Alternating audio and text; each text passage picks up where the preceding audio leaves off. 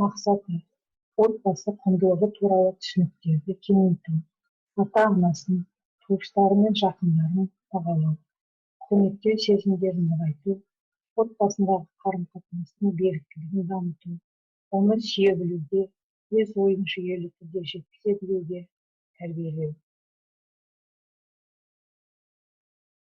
Отбасы деген не? Отбасы мүшелерінің бір-біріне деген сүйіспеншілігі, барлық ағайындардың жақындастырушы, отбасы мүшелерінің бір-біріне деген мейірімділігі, ұрпақ пен ұрпақты табыстырушы кішкене бір мемлекеттік орта. Отбасы адам баласының түп қазығы, алтын ұясы. Адам баласы шыр етіп дүниеге келгеннен бастап, сол ортаның ыстық суығына бейімделіп, ықпалына көніп осында ержетеді. Отбасы құндылықтары. Отбасы құндылықтар дегеніміз отбасында қолданатын ежелден келе жатқан салт дәстүрі. Әрбір отбасының өз құндылықтары болады. Балаларды тәрбиелеу, салт дәстүрді ұстану, махаббат, сенім, түсіністік және тағы басқалары жатады. Бақытты ғұмыр кешу. Отбасында қандай бала тәрбиеленеді? Білімді, білікті, шығармашыл, адал, шыншыл, саналы, тәртіпті, жан-жақты дамыған. Салт дәстүрді ұстану.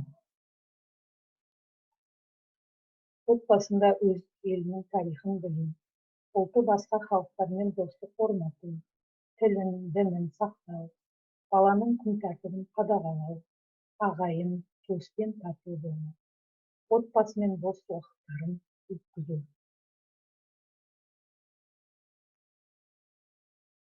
Отбасы мүшелерінің бір-біріне деген махаббаты, бақыты, сенімі, сыйластығы, түсіністігі, ынтымағы арта түседі.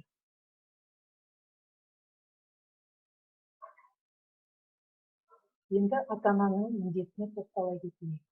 Ол баланың денсаулығына қамқорлық жасау, тазалығын қалыптастыру, еңбексүйгіштікке баулу, ұқыптылыққа, адамгершілікке, үлкенді сыйлауға, кішіге қамқор болуға тәрбиелеу.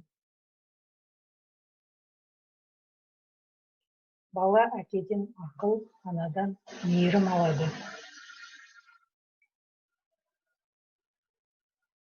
Осының бәрін ескерсек, отбасы кешірімді, мейірімді, үлгілі, өнерлі, сыйлы, тату, қамқор, бақытты болады.